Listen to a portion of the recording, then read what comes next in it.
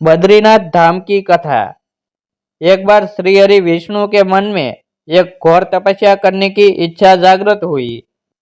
वे उचित जगह की तलाश में इधर उधर भटकने लगे।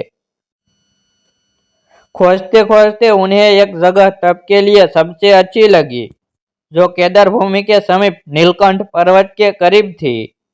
यह जगह उन्हें शांत, अनुकूल और अति प्रिय लगी। वे जानते थे कि यह जगह शिव स्थली है, अतः उनकी आज्ञा लिए जाए और यह आज्ञा एक रोता हुआ बालक ले तो भोले बाबा तनिक भी मना नहीं कर सकते हैं।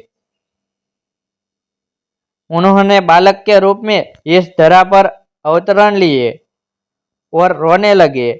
उनकी यह दशा माँ पार्वती से देखी नहीं गई और वे शिव जी के साथ उस बालक के समक्ष उपस्थित होकर उनके रोने का कारण पूछने लगे। बालक विष्णु ने बताया कि उन्हें तप करना है और इसीलिए उन्हें यह जगह चाहिए। भगवान शिव और पार्वती ने उन्हें वह जगह दे दी और बालक घोर तपस्या में लीन हो गया। तपस्या करते करते कई साल बीतने लगे और भारी हिमपात होने से बालक विष्णु बर्फ से पूरी तरह ढक चुके थे, पर उन्हें इस बात का कुछ भी पता नहीं था।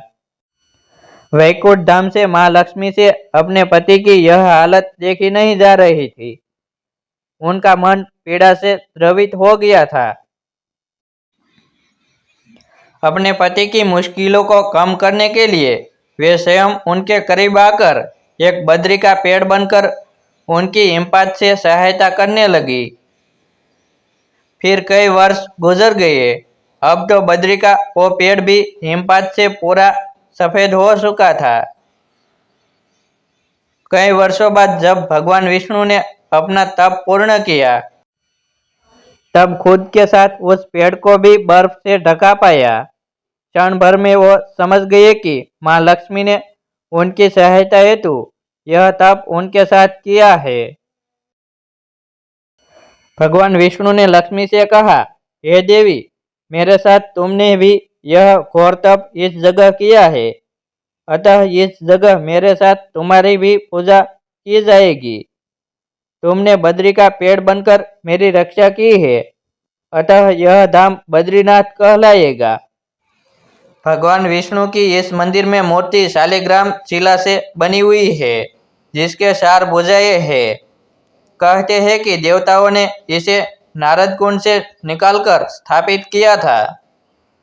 यहाँ अखंड ज्योति दीपक जलता रहता है और नर नारायण की भी पूजा होती है। साथ ही गंगा की 12 धाराओं में से एक धारा अलकनंदा के दर्शन का भी फल मिलता है।